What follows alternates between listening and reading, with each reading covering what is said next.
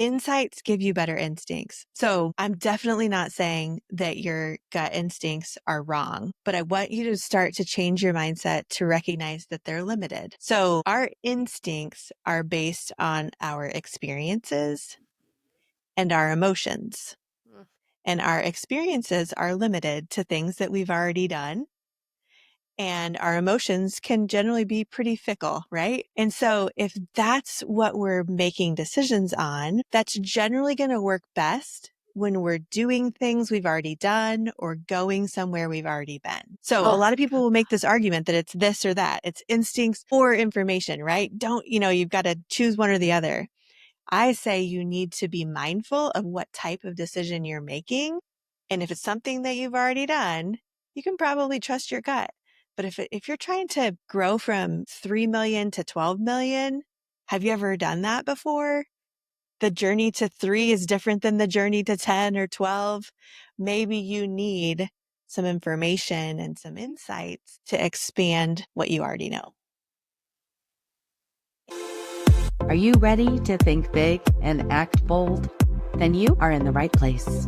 This is Innovative Entrepreneurs, a podcast that will bring you the stories, insights, and tips from some of the most successful and innovative entrepreneurs in the world. I am your host, Erica Bailey, and I am here to help you start, scale, and sustain your own entrepreneurial journey. Let's get started. Hello and welcome back to Innovative Entrepreneurs. I am your host, Erica Bailey, and as always, I like to start off with gratitude. I'm truly grateful that you are here today. I do hope that we're able to bring you some insights, tips, and tricks that will help you grow in your journey as an entrepreneur. Today's episode is all about growth, clarity, and the power of strategy, which y'all know I love. I am really excited to introduce our guest. Her name is Courtney De Ronde, the CEO of Forge Financial and Management Consulting and the creator of Scaling Leader. This is the mastermind behind the Simple Scale Up system. With over 20 years experience as a CPA and 15 years in business leadership, Courtney has dedicated her career to helping small business owners move up from the hustle of a startup life to the stability and momentum of a scale-up success. This is for you guys and gals. This is exactly why we are here. It's because we're all starting somewhere and she's going to help you scale. She is a trusted expert in business intelligence, leadership, and corporate finance. And today she is here to share the insights, tools, and mindset shifts that can help you take your business to that next level. Courtney, thank you so much. It is a pleasure to have you on the show. I'm really excited to learn all about this amazing, simple scale-up system. Thank you for joining us. Thank you, Erica. Yeah, thank you. Thanks so much for having me. Glad to be here with you. Absolutely. So let's kick off things like a bit about your journey. What inspired you to start this consulting, the Forge Financial and Management? What made you decide to go from like an employee to running your own thing and creating these systems? Yeah. So I am a CPA and I started working in a CPA firm serving small businesses and nonprofits many years ago and eventually became a partner in that firm and ultimately built a couple of practice areas, a virtual CFO practice, as well as an audit practice. And I was an owner in that firm and I became the managing partner and CEO of that firm. But eventually those two areas that were really the big part of my career were very different than the traditional components of that original firm. So we ultimately split off to become Forge a few years ago, went completely out on our own, took our clients and team with us from those two practice areas. And at that time added the management consulting practice, which is foundational of that simple scale up system that I mentioned. So for me, I've been a business owner in a partnership for many, many years since my early 30s. But to be kind of on my own, I have one partner now versus, 8 or 10 that I had previously. There's differences. I was part of an executive team earlier on, and now we're, a smaller firm. There's two of us owners. So I've definitely had firsthand experience of what it takes to create something, to grow something, to lead and keep the wheels on the bus while you're also trying to innovate and find new ways to be relevant to your clients. And so in addition to my own experience, my whole career has been serving small businesses and nonprofit leaders. So in addition to my own experience, I've seen what our clients deal with as well, primarily from the financial side, because my career was on that side until we launched the management consulting practice. But I just have a passion for helping people to navigate the things that we've learned as we built our firm and as we've served clients. Is sometimes people can give up or quit because it's hard. It's hard to lead. It's hard to kind of have the weight of all of it on your own shoulders. So anything that I have learned along the way that can help make it more palatable for somebody else, or maybe they can do it faster than they would have on their own. I just love to be able to bring those things to our clients through the work that we do at Forge. Wow. I love that. It sounds like you're teaching from experience. It's not just it's schooling or textbooks, right? It sounds like you're teaching from experience. I'm interested in knowing you went from 8 partners to just the 2 of us. Yes. That is a different experience, lifestyle, like, altogether. So tell Mhm. me, like, what are the main differences between having all of those partners to just you 2? And I'm assuming you like it better because 'cause you're still doing it, right? Yeah. So, it's a difference. It is a difference from going from all of those people to just the 2 of us. So, like, what's that like for you? Yeah, it's definitely different. I would say when we had a larger partner group, there was a season of my career where I was one of those partners. I wasn't the managing partner. I did have the opportunity to be added to our executive committee right away. I was elected as a brand new partner to the executive committee. So I got this kind of front row seat to firm leadership, but I wasn't the ultimate decision maker. The managing partner was. So I got to see what was happening, but I didn't have the ultimate responsibility until I then succeeded him when he retired from that role and I became the CEO. And so I would say one of the challenges of having that many partners was that there's really, in my mind, there's a difference between being an owner and being a leader. And in public accounting, a lot of times those terms are synonymous. If you're an owner in your firm, if you're a partner in your firm, you're also a leader in your firm. But there's a lot of things that go into being a leader. There's leadership of projects, leadership of people, departments and teams and business units, and the entire firm as a whole. And and in a professional services firm, especially, if we're talking about CPAs or attorneys or business consultants, in professional services, a lot of times people become owners and partners because they're so wonderful at the technical skill of serving clients, which is Mhm. a completely different job than leading projects, people, departments, and business. And so I would say that was probably the biggest challenge I had, and where some of the best lessons were learned in my own journey was kind of sorting out the different accountabilities and getting clear on people's roles as an owner with an investment in this business versus being a client service partner versus being a partner who is the director of a business unit versus somebody who's on the executive team. And so that with all of those different people, it just created a lot more opportunities for things to get muddy. And Mhm. so, foundationally in the simple scale up system, one of the things we talk about is knowing the role, the responsibilities, and the results that someone is accountable for. And that goes right back to what we're talking about, Erica, of I learned that the hard way, that when that's not clear, it can be really challenging to have the right people focus on the right things, or even contributing to the right discussions or decisions or communicating with them appropriately. There's just so many things that ripple out from that. So just, by sheer number, having only 2 of us as owners now, we still have a leadership team. We have several people who are part of our leadership team, but they're not all owners, with intention, because we wanted to keep that clarity of what those different roles mean. I think you said something that's really, really important in business. And, my background's actually organizational behavior. My master's is in business, and I really focus on human behavior, right? How my thesis was wellness programs in the workplace. So how healthy people make healthy organizations, right? That's where my primary Hmm. studies were. And what I love that you said, and I think everybody, whether you're starting a business, whether you're a manager, knowing the roles, responsibilities, and results of what people are expected to do or responsible for. Like, that is huge. That's why we Hmm. have org charts. That's why we have job descriptions. That's why we have goals and benchmarks, right? Hmm. So, in your opinion, how do you build that out? Is that something that you start with when they jump on board? Or, like, how do you identify what those roles, responsibilities, and results are for your team? Yeah. So we have a tool in the Simple Scale Up system that is called the R3D, and it's the roles, responsibilities, and results. Those are the three R's.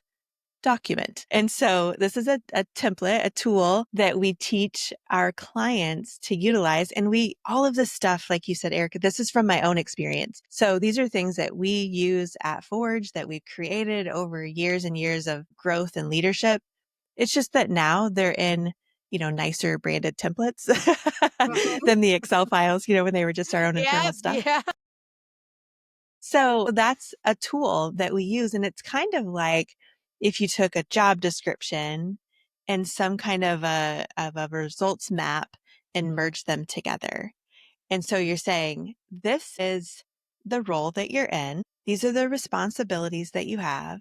And then these are the results, the key metrics that you're accountable for. We also have a tool called a results map where you start with your results overall at the company level. What are our big objectives or our goals for the year? Mhm. Maybe we want to hit EBITDA of 20%. We want to have average revenue per client of $20,000 and average profit per person of, $250,000. Let's just say those are our overall results. Then we cascade from there. Okay, well, what are the supporting metrics that we have to hit to get to the EBITDA one? What are the supporting metrics we have to get to the revenue per client one? What are the supporting metrics we have to get to hit the profit per person? And what are the supporting ones of that and the supporting ones of that? And so you kind of create this cascading map of metrics, and then you divvy those out into the roles and you say, well, who would be the right person to be accountable for this?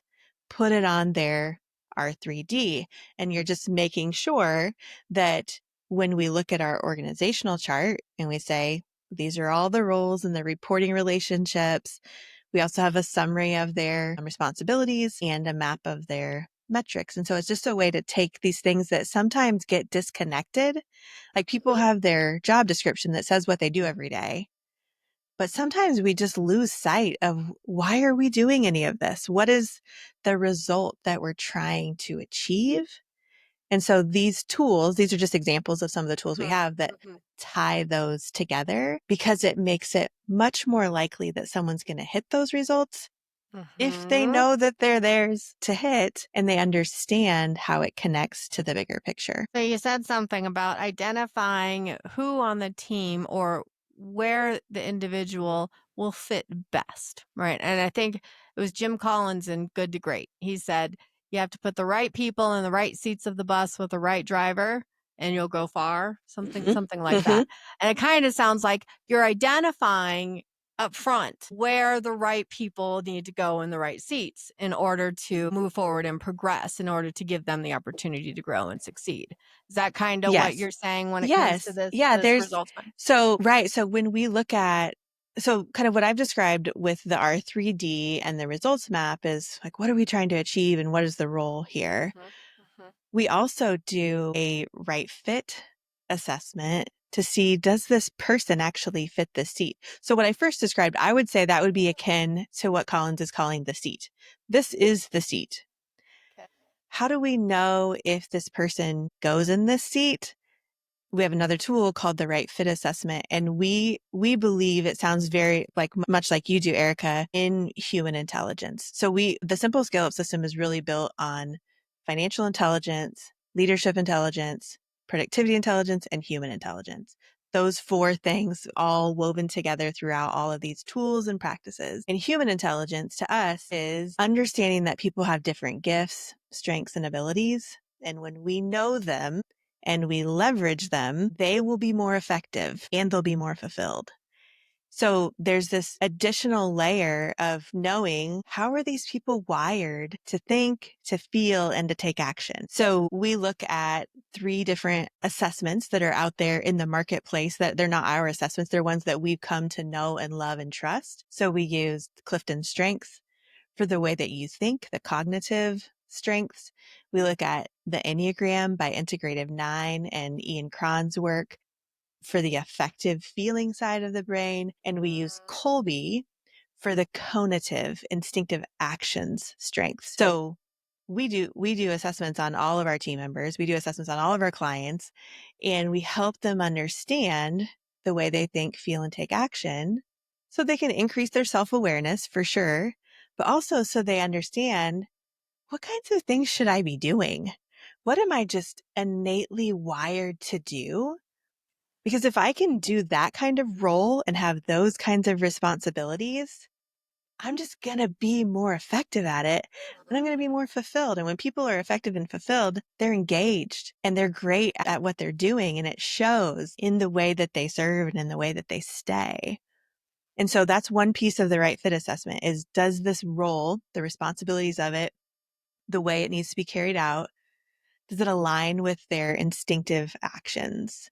We also look at their values alignment. We have core values. We encourage all of our clients to spell out their core values, who they are as a company, what they believe, how they behave. Make sure that this team member aligns with their values. And the third part of the right fit is the actual job responsibilities. Do they have the experience, the expertise, the education, the training to do the job? But if they don't have the values and they don't have the wiring, it doesn't matter how qualified they are from an experience and educational component. You're going to be fighting leadership battles and engagement battles all day long, and you'll try to talk yourself out of them because they can do the work. And so those are 3 ways that we look at right fit, and very much through that lens of human intelligence. Oh, I love this. This is brilliant.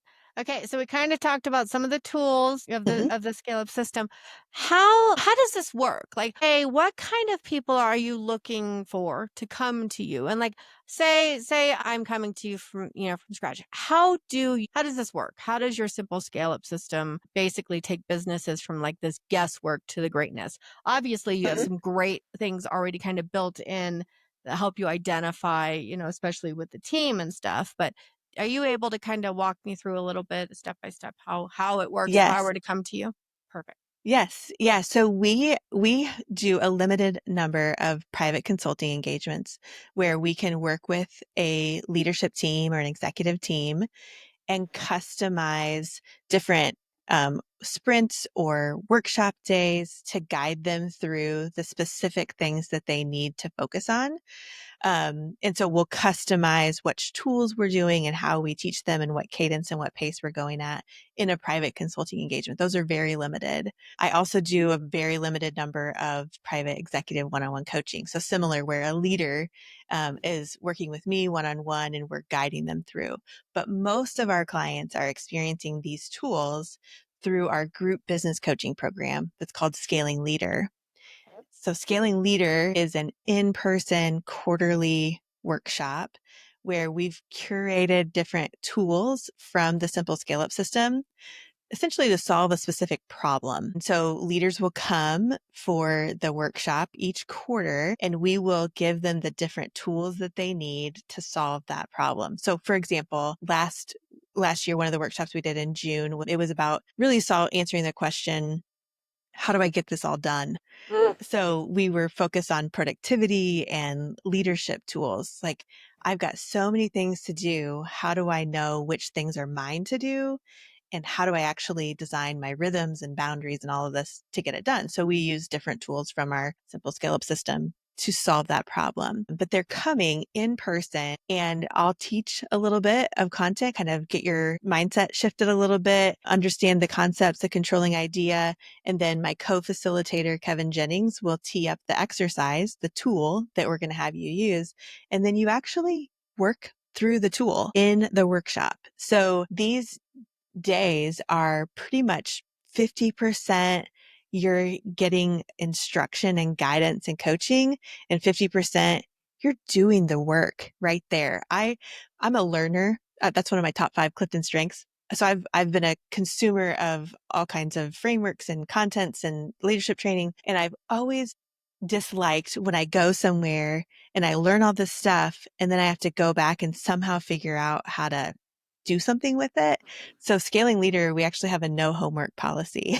Like, you're going to come and we're going to give you the space and support in the room to do the work.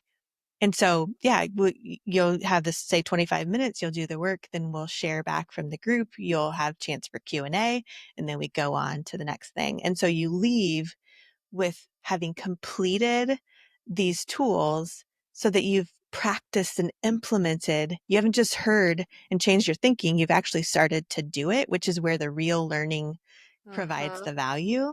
Uh-huh. And you go home with an activation plan to keep going and cascading it out to your team, but you're not trying to, implement or execute all these tools that you learned. You already did those in the workshop. You're just trying to roll it out and mobilize it. And so that's primarily how people are experiencing the simple scale up system, is through Scaling Leader. So we've got 3 years of content. Most people will renew year after year until they've gone through everything over the course of 3 years, but people can enter at any quarter that we have a workshop and then participate on an annual pass with renewal, after 4 workshops, where they can decide if they want to keep going. But so far, yeah, we've had everybody renew. Lots of people have added other leaders from their leadership teams because it just allows them to gain so much more momentum when somebody else is there in the room learning these things and helping them roll them out. I love the no homework policy. I think really what that does is it makes the people accountable to themselves. So Mm-hmm. that, if I have homework and I've been in a workshop all day long and I'm sitting in a hotel room, last thing I want to do is my homework.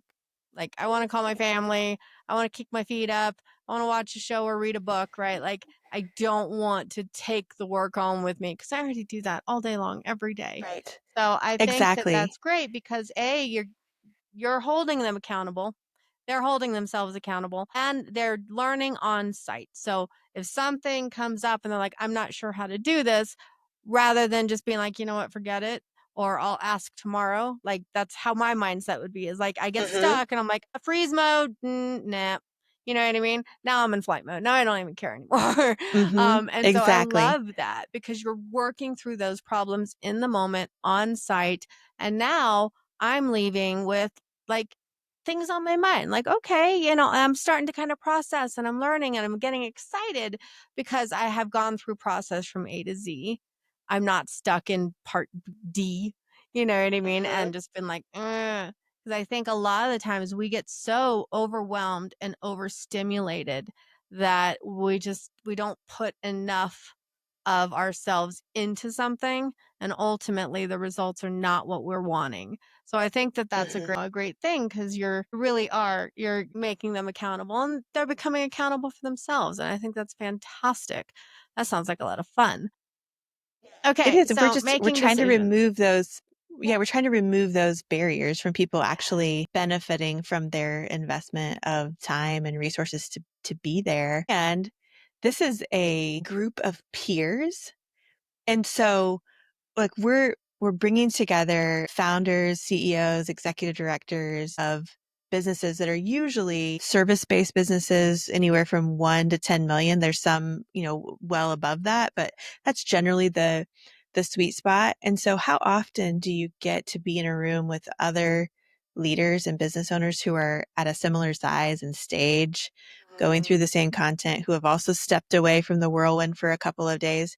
You don't want to be in your room doing homework. We facilitate dinners for them to connect each evening and meet different people. And it's not the people you sat with at your table today. It's a different group of people. And so it's just an opportunity to refresh and recharge and step away from all your day-to-day responsibilities, both personally and professionally, and develop relationships with peers that can be great supports for you and great inspiration for you, and get this work done so that you can actually mobilize what you learned when you get back. Activation when you get back.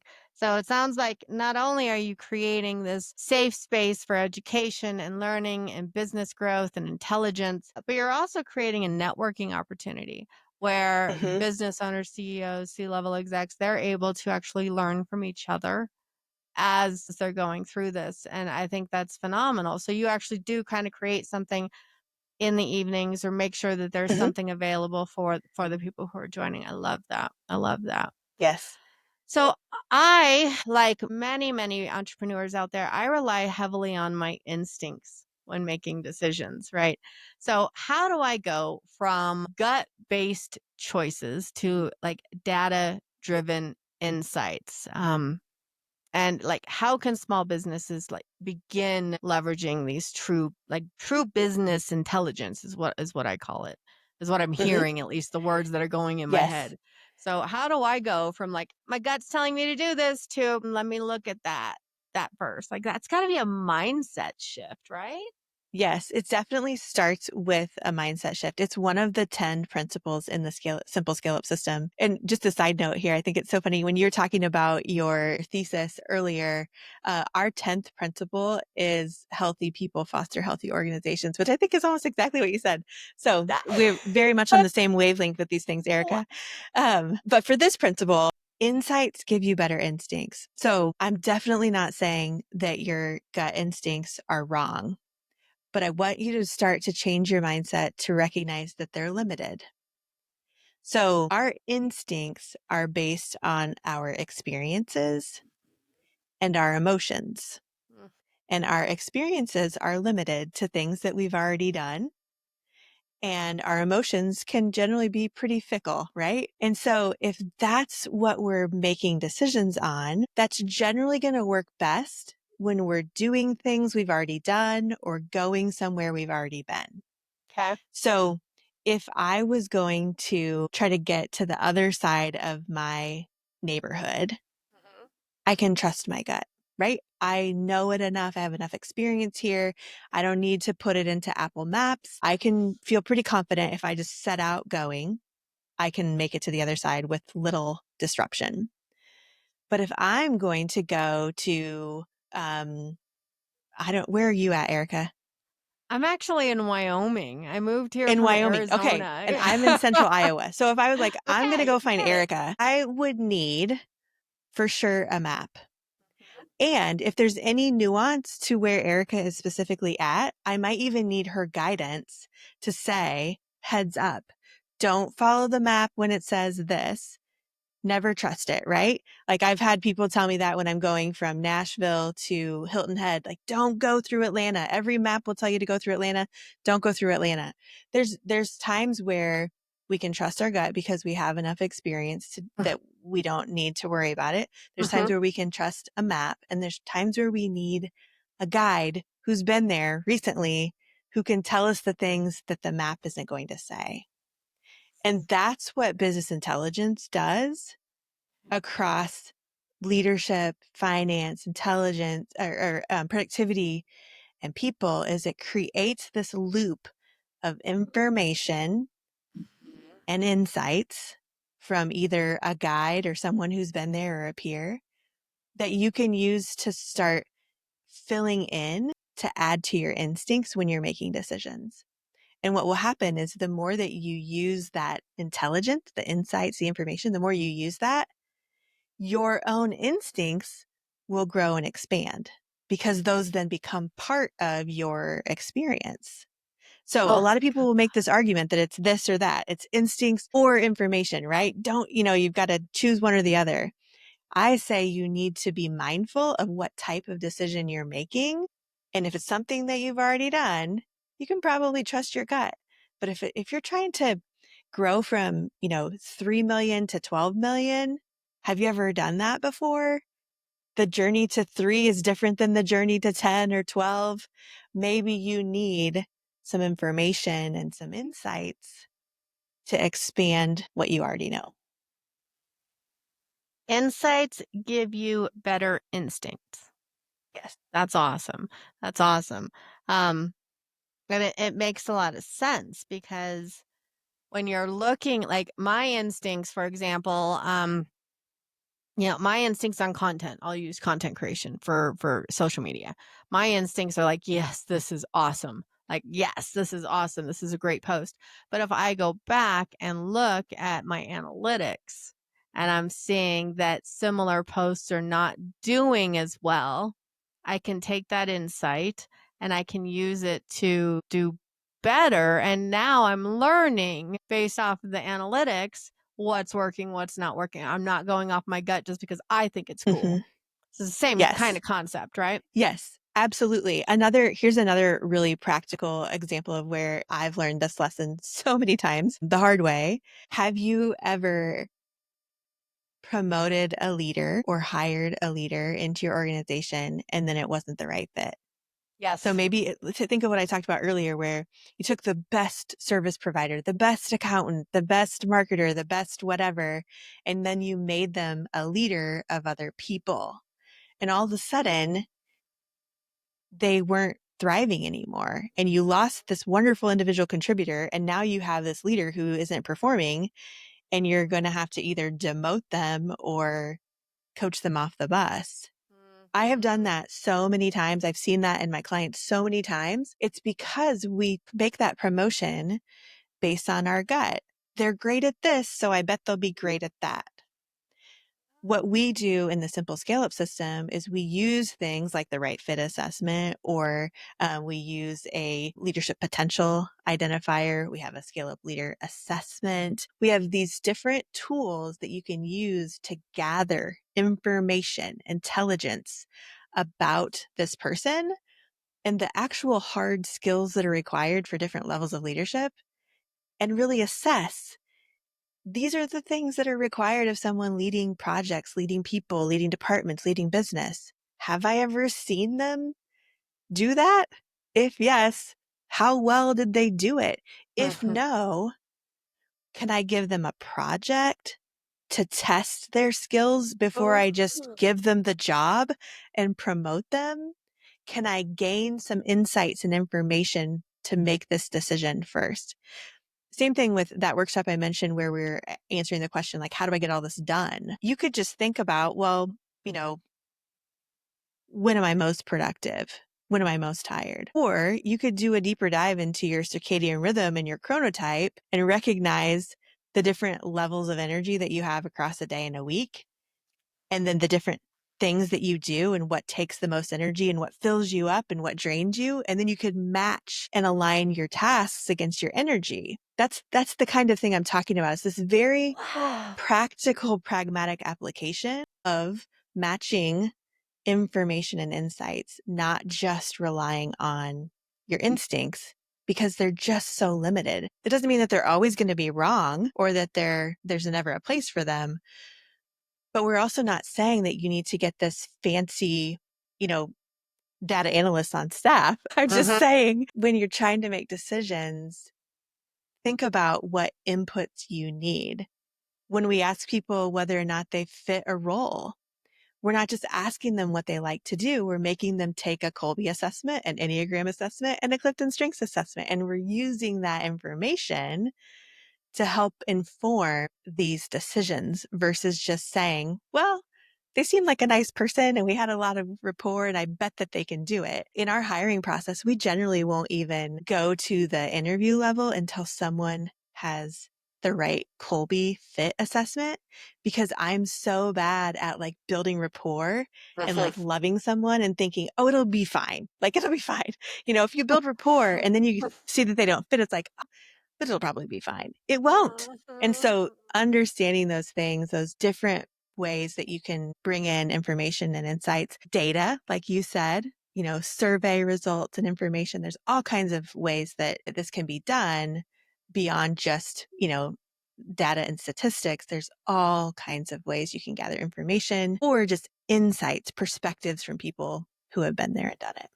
Understanding the whole picture before you decide your next step is what it sounds like. You're Yes. literally understanding the person, their behavior, their mindsets, you know, to make sure you're putting them in the right seat of the bus. And it's Yeah. yourself too.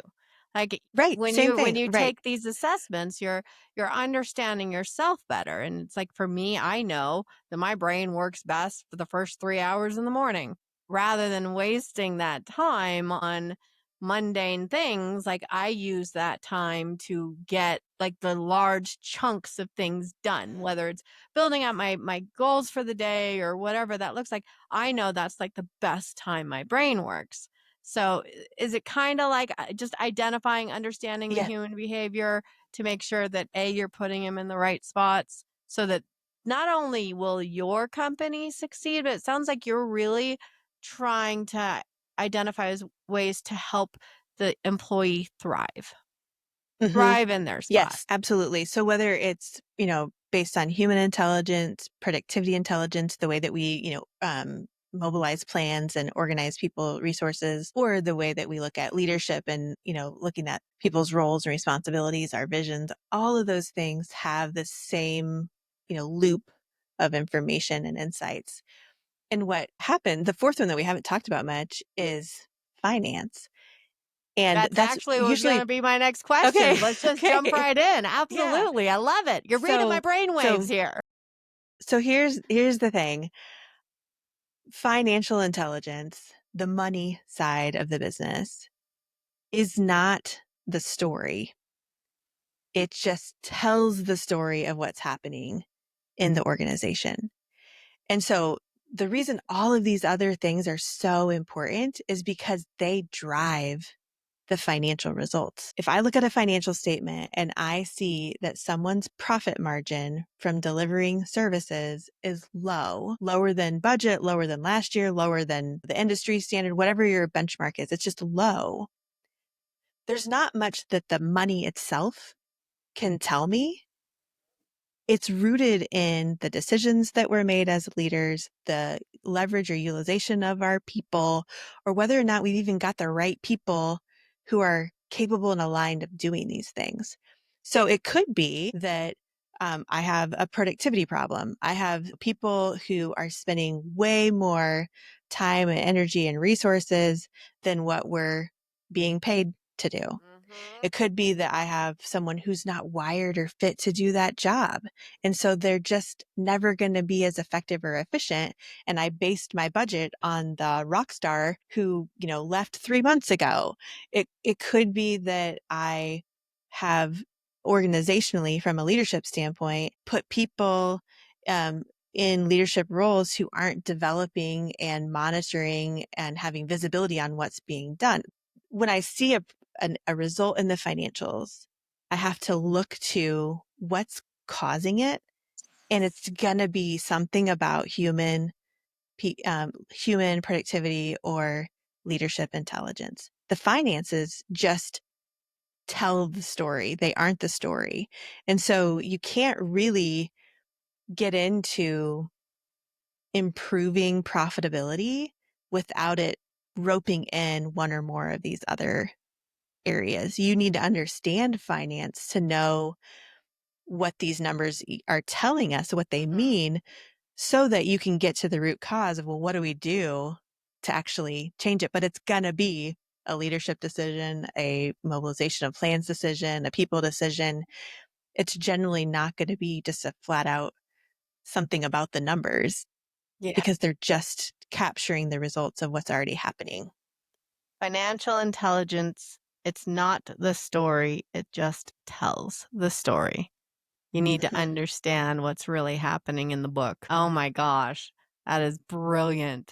Okay, so it sounds like you've actually worked with countless businesses on different stages. Let's talk about, how do you know when a business is ready or not ready to scale? Like, do you ever see any type of patterns in terms of, whether a business owner comes to you and they're serious, or they're coming to you and they're just like, Maybe I'll listen. Okay, there's some common Yeah. behaviorisms you see. Yeah. I would say, so we work with established businesses. So businesses who have made it past startup, they've found their product, they found their customer, they have something that they're selling. But most often, even though they've made it past that stage in theory, they're still thinking and functioning the way they did in startup. And so that's really where we come in, is to say that there's a whole different set of things you need to be focused on, like leadership, productivity, people, human intelligence, to get to the next level. The very first principle that we teach in the Simple Scale Up system for this shift is you are the leader. So you have to recognize that you're not just the startup founder, you're not just the visionary. If you want to grow and scale to the next level, you have to adopt the mindset, I am the leader. And whatever happens here, I'm responsible for it.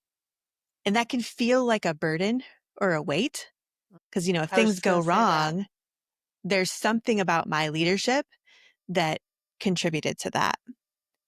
But it can also be very freeing because as the leader, you have the ability to do whatever needs to be done to change it. And so if you're not ready to adopt that mindset, I am the leader. If you want to stay the founder and you want to go found something else, that's okay too.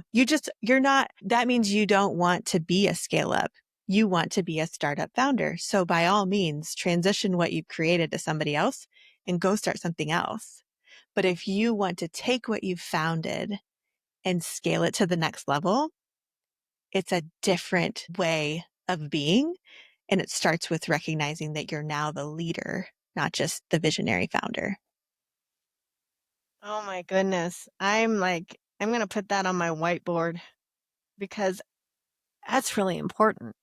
And I think sometimes us as entrepreneurs, business owners, leaders, the the understanding that this all lies on my shoulders, that the team that, is depending on their paycheck is all upon me. It's really hard. It is a really, really hard thing to do. Sometimes I feel like entrepreneurs or business owners, maybe they just bring in somebody else to be that leader, to kind of Mm-hmm.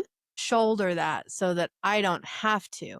This is my, you know what I mean? Like I created this. I created Mm-hmm. this. We need to take some ownership in that leadership. We need to take some ownership in our teams, in our people, not just sit behind a glass window and watch. We need to take ownership that we are the leader and we can do what we want. If we want to scale, we can scale.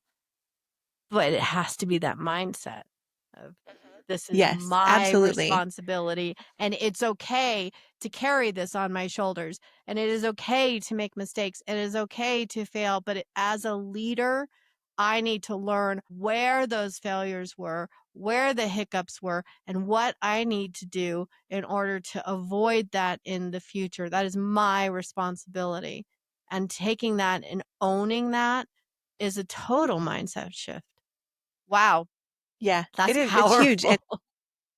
It's exactly when you asked me at the beginning, Erica, kind of like, why I do this. And I mentioned because it is so hard for people and it makes it so easy for people to give up when they Mhm. have wonderful potential, wonderful businesses because the weight of leadership can be so hard. The weight of everything on your shoulders can be too much. And so it's not for everyone. Some people are just wired and gifted to innovate and create new things. And there's nothing wrong with that. But if you are saying you want to become a scale up, you want to go out of startup and into scale up, then that is that first transition, that first shift in your mindset that you have to make.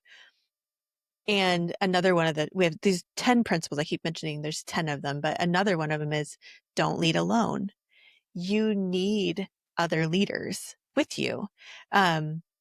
Somebody was just asking me yesterday, or I guess it wouldn't have been yesterday, it was last week. Yesterday was Sunday here, but um, somebody was just asking me, how do you know when you need to add other leaders into your organization? Oh, that's a good question. And I said, well, I think a good indication is when you are starting to be the reason that your organization is plateauing.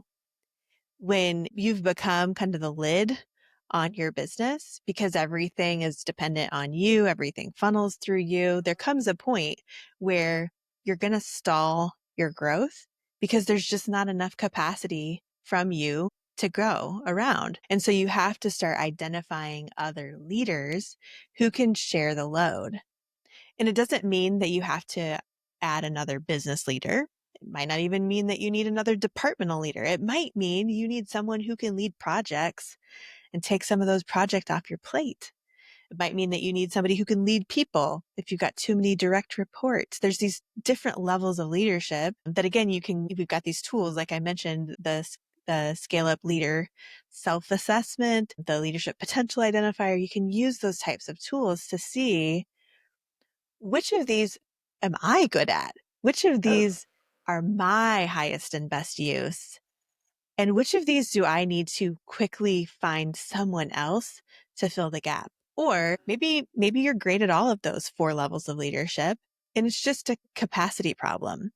Then you can look at the time allocation component of the assessment and say, where should I be spending my time and energy? Where am I spending my time and energy? And wherever that misalignment is, that's where you've got to shore it up by getting somebody else to share the load with you. Or you're going to burn out and quit because the burden's too great, or you're going to just stall the growth of what your organization could become because you just only have so much capacity to go around. So, and you help people like find that sweet spot. When is it Yes. time? What is the best way? Like, how do you Mm-hmm. delegate? What do you delegate? Yes, That's all absolutely. part of these programs and these blueprints is helping business owners figure out when and where and how, all the W's, right? Right. Yes. What we do in any given workshop when we're solving a problem, and what we're just talking about is actually what we did at our last workshop in March, where we're helping people to learn, how do I grow this beyond my own leadership? How can I stop leading alone? And so what I like to do is think about, where's the mindset shift that they need? What are the principles they need to learn and understand? And then what are the tools that we have to help them gather the insights and the information? And then how do we help activate that?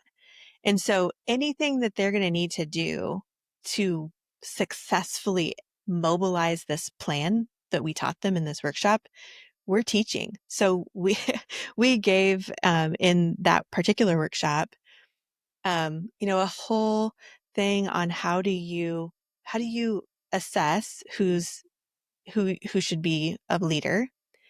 How do you invite them in? You don't lead with the salary. You don't tell them, what you're going to increase their pay. You help them understand the R3D, the roles, responsibilities, and results of this new position that you're offering. Do they want that level of responsibility? Are they willing to do that? You've done the right fit assessment. You believe that they fit. You're telling them, this is why I believe that you're the right fit for this, but you're inviting them in. And if they accept, then you can go to the offer and tell them what what the compensation increase will be. But if you lead with the comp, somebody who isn't really looking for that level of responsibility might be swayed by, well, I sure would like to make, several thousand more dollars. And you don't get this honest kind of reaction to the opportunity. Once you've invited them in, you need a 30, 60, 90-day plan to transition them out of their old role and to prepare them for their new role. You're not promoting leaders, you're preparing them. And so there's this whole process that you go through, and it can feel like a lot. And I'm sure people are listening thinking, oh my gosh, this sounds like a lot of work. But here's what happens. If we don't do these things, we do exactly what I described earlier. We promote the wrong person, and all of a sudden they aren't equipped to lead, and you lost your star individual contributor. And now they're in this other role trying to lead people, and they're creating all kinds of havoc, risking your other people. And now you've got to either demote them if you can, which I've done a few times successfully, but it's hard to get people to stay and go back to their old job. And so that takes a lot of time too, trying to coach somebody back into a role or get them off the bus and replace them. You're going to spend the time and energy one way or the other. So if you can do it up front and prepare someone for the right role and equip them for the transition, I would much rather spend that time than spend all of my time and energy cleaning up the mess I made because I promoted the wrong person. Not promoting leaders, we are preparing them. And what it sounds like to me is when you're talking to them, like you're saying, don't start with the money, right? You're talking to them about their value, why you feel they're going to be a good fit. You're understanding their own behavior. So by the time like they're sitting in front of you, you understand this person. You get this person. You know what makes them feel good, right? What it sounds like to me is you're building a true buy-in before you're actually offering money, because you need somebody who is that brand ambassador, right? The person who is 100% in on board. Like, I want to be that person in that role. Now, obviously, money comes in, and that conversation is not always the easiest. But in the beginning, you're building that mindset of you are worthy of this, and this is why. And in my experience, a lot of the times, just the understanding, the feeling that somebody believes in you and knows that you're capable of doing the job is more important than a few extra zeros. You know what I mean? Yeah, absolutely. And for you, in order to successfully grow to the next level, you need other leaders who are truly willing to share the load.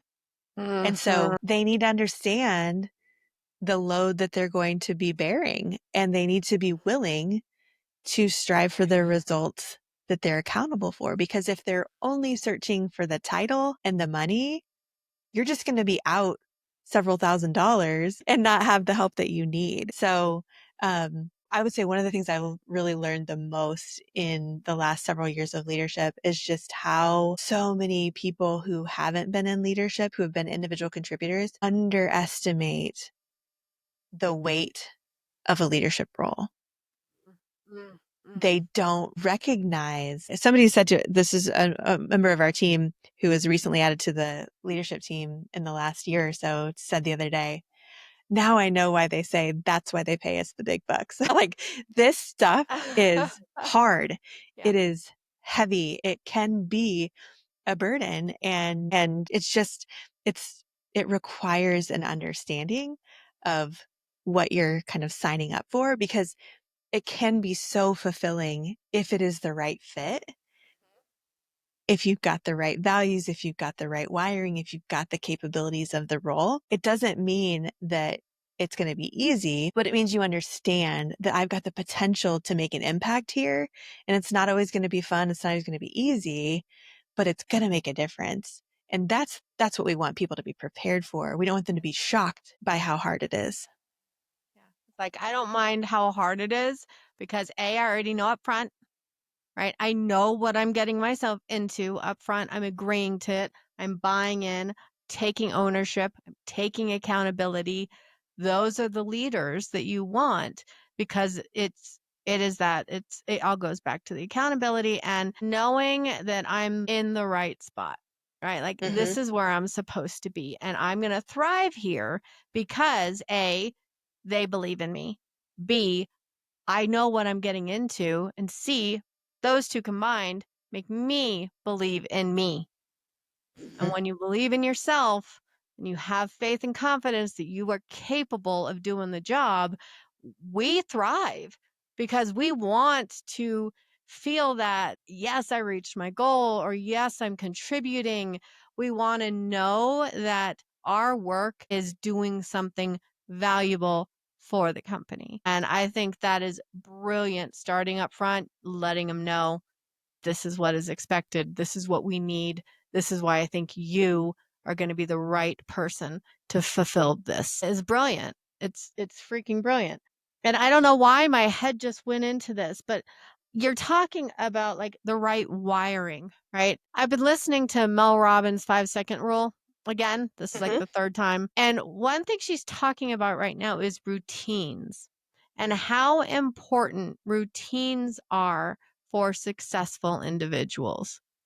Do you agree with that? Is there anything that you do Yes. or that you teach in terms of creating routines to achieve success and scale up? Yes, absolutely. It's a big part of the simple scale up system and the workshops that we teach through Scaling Leader.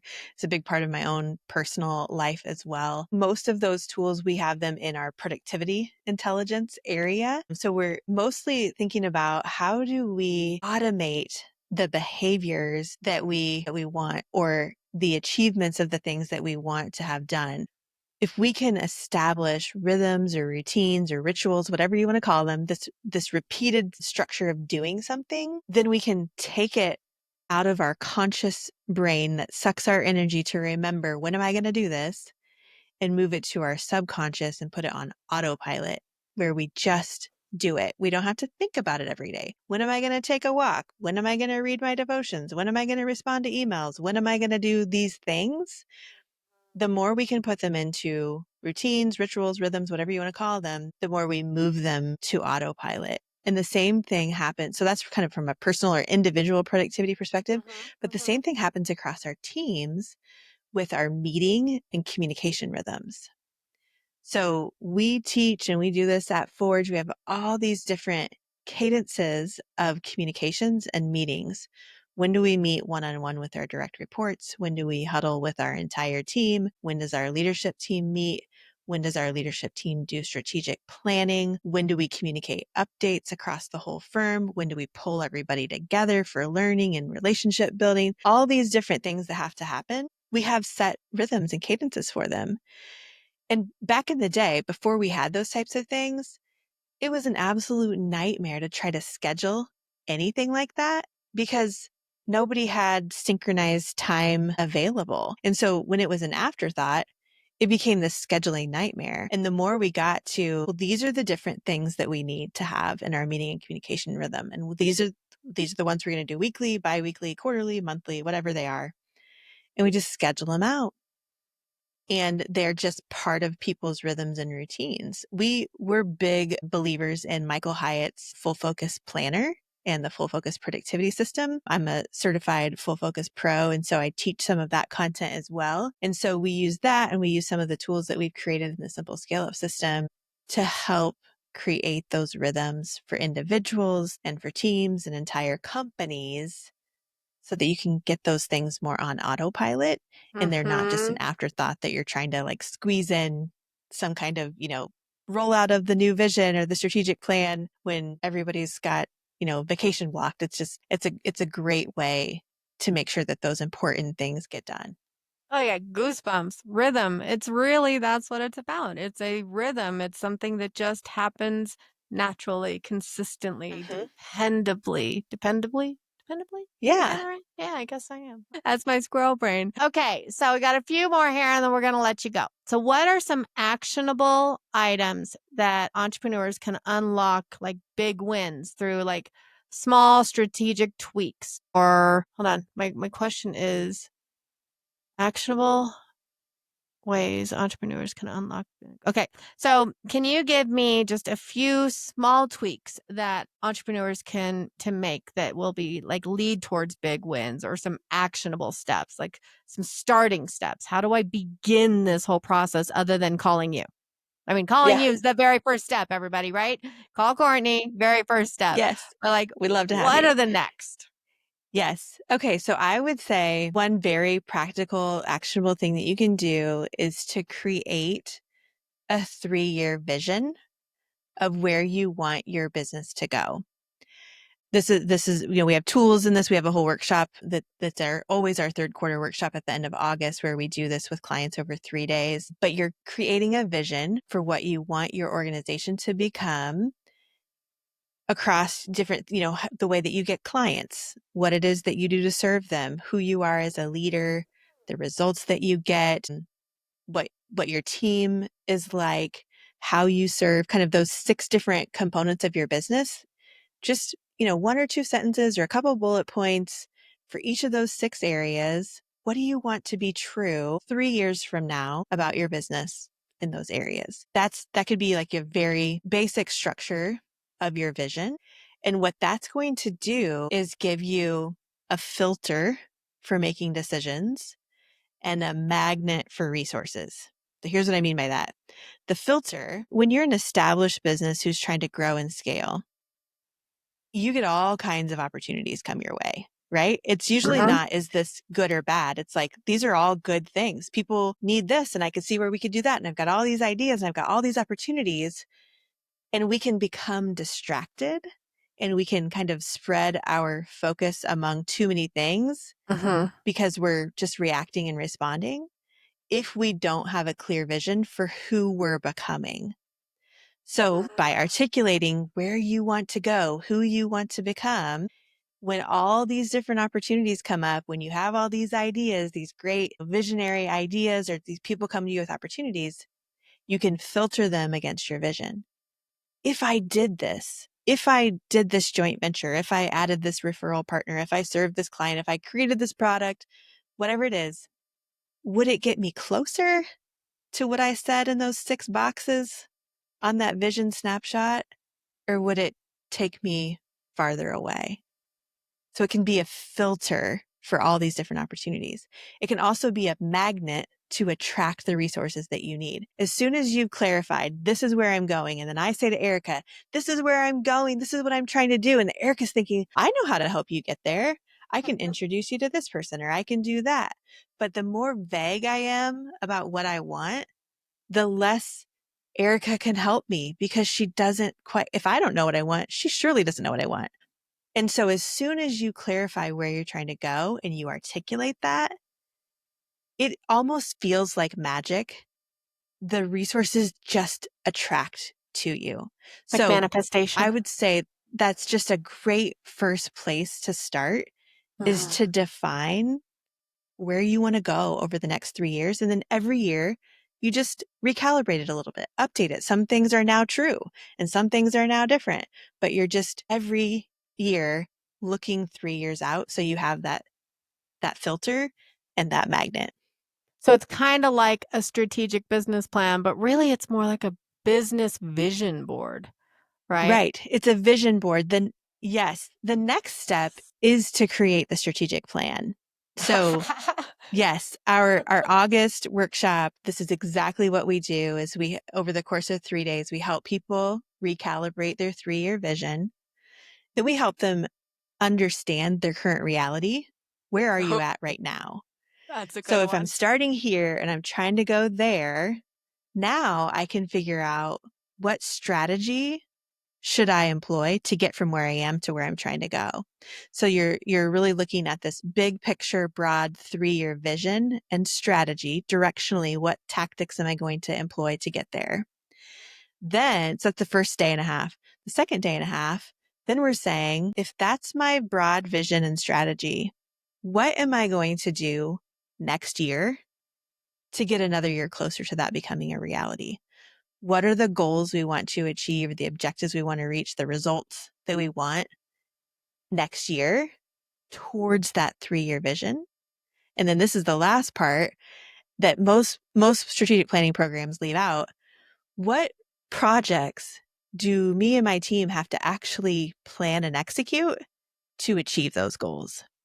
That's usually a homework item, Erica, right? It's usually like, you've got your vision, you've got your strategy, and now somehow in the nooks and crannies of your life, plan a bunch of projects and align them with your people and your financial plans to execute all of this. And I just found that's super hard to do. And so we include it in our 3-day workshop to help people actually plan those projects so that they know what they need to do to implement this strategy. So that's And just a that's good very homework. practical foundational thing to start with, because everything else that we're doing, if you don't know where you're going and you don't know how you're going to get there, all the other things that you're trying to filter through the decision-making process can be tricky. You'll never get to Wyoming. Right, because you didn't know that's where you were going. Right, exactly. Or if you didn't I know, just totally went full circle on that. yes, right. And the current reality part of it is so relevant as well, because If I didn't know I was starting in central Iowa, the Mm-hmm. strategy to get to you in Wyoming could be different. Mm-hmm. And so you have to know where you're going. You have to understand where you're starting from. And then you have to pick a way to get there. You can change your strategy, Yeah. but your vision is going to stay pretty consistent. I mean, Mm-hmm. tweak it, adjust it a little bit every year. But I might, I could fly from Iowa to Wyoming. I could drive. I'm sure I could probably take an Amtrak train, right? Probably. Those are different strategies. But the vision is I'm getting to Wyoming and the current reality is I'm starting in central Iowa. And I could change my strategy because maybe I book a flight and it gets canceled. This And you got happens to in pivot real a little bit. life, right? We Right. pick a business strategy. We start out down the road and we think, this is not working. That's okay. I can try another strategy. I don't have to say I'm not going to Wyoming anymore. I just changed my strategy. And sometimes that can be hard for people because they think that they're giving up on their vision. Yes. It's like, well, that wasn't your vision. Your vision wasn't to fly. Your vision was to get to Wyoming. Your strategy was to get there by flying. You can totally take a bus, take a train, take a car, and you'll still get there. It might take you longer. It might not be as comfortable, but you don't have to give up on your vision. And so that's the difference between vision and strategy. Vision is where you're going. Strategy is how you're going to get there. But you have to Vision is understand where where you're you're starting from. going. Strategy is how you're going to get there. People write that down. Mm-hmm. Vision is where you're going. Strategy is how you're going to get there.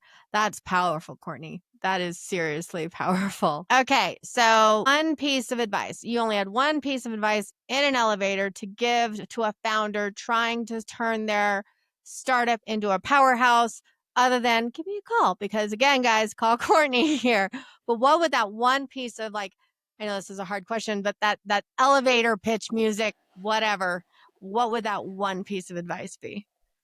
Yeah, my one piece of advice would be don't give up.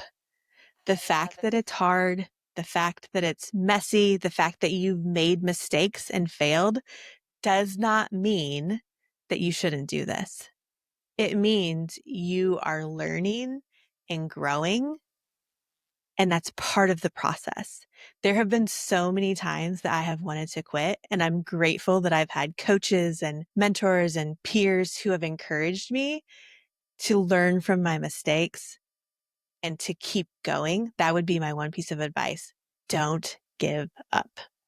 I think we've all been there in that moment where, and even recently for me, and I talk about mental health in my podcast all the time.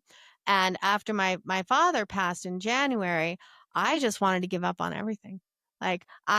Imposter syndrome often jumps in, right? And I talk about imposter Mm-hmm. syndrome a lot. Imposter syndrome kind of pops in, and you're like, not I can't do this. Like, I'm not worthy. This isn't where you know what I mean? And so it's that being able to take those imposter syndrome thoughts and being like, okay, no, I'm not letting that control my future. I will figure out where those holes are and plug them. Not gonna give up. And it's not easy. It's not easy to be like, no, I'm going to fight through this. I'm going to fight through this. But entrepreneurs, business owners, people, if you are wanting to scale, if you're wanting to grow, that is the number one piece of advice, because there are going to be times that you're looking at your financial sheets or you're looking at your team going, I might as well do something else, right?